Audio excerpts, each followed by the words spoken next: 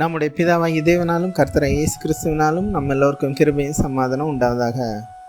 நாம் கிறிஸ்துவின் மலை உபதேசம் என்ற தலைப்பில் அநேக திவ்ய உணர்வுகளை வர இருக்கும் நாட்களில் ஆராய இருக்கிறோம். அதில் இன்று நாம் கிறிஸ்து தமது மலை உபதேசத்தில் மத்தேயு 6 அதிகாரம் 9 முதல் 15 வரை உள்ள வசனங்களில் சொல்லுகையில், நீங்கள் ஜெபம் பண்ண வேண்டிய விதமாவது அல்லது நீங்கள் ஜெபம் பண்ண வேண்டிய காரியங்களாவது. இங்கு நீங்கள் ஜெபம் பண்ண வேண்டிய வார்த்தைகள் என்றல்ல, ஜெபம் பண்ண வேண்டிய தேவைகள். பரம மண்டலங்களில் இருக்கிற எங்கள் பிதாவே அல்லது எங்கள் ஆவியின் பிதாவே, உம்முடைய நாமம் எங்களுக்குள் பரிசுத்தப்படுவதாக அல்லது உம்முடைய நாமம் எங்களுக்கு பரிசுத்தமாய் அறியப்படுவதாக.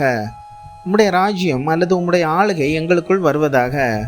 உம்முடைய சித்தம் அல்லது உமது விருப்பம் பரம மண்டலங்களில் செய்யப்படுவது போல, இன்னும் சொன்னால் ஆவிக்குரிய உலகில் செய்யப்படுவது போல அல்லது உணரப்படுவது போல பூமியிலேயும் அல்லது மனுஷரிடத்திலும் உமது ஆவியினாலே உணர்ந்து செய்யப்படுவதாக.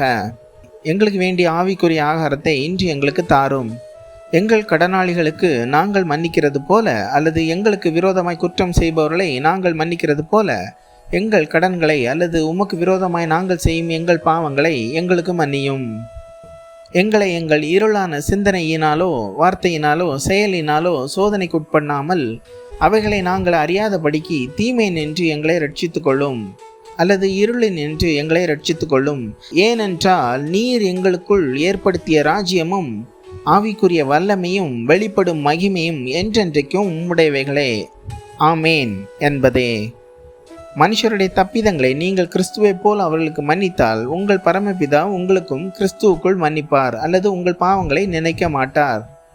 மனுஷருடைய தப்பிதங்களை நீங்கள் அவர்களுக்கு மன்னியாதிருந்தால் அல்லது கிறிஸ்துவை மறுத்தலித்து ஆவிக்குரிய மரணத்தில் இருந்தால் உங்கள் பிதா உங்கள் தப்பிதங்களையும் மன்னியாதிருப்பார் அல்லது நினைவு கூறுவார், இன்னும் சொன்னால் தண்டிப்பார் என்றார். கிறிஸ்துவின் கிருபை உங்கள் ஆவியுடன் கூட இருப்பதாக. ஆமேன்.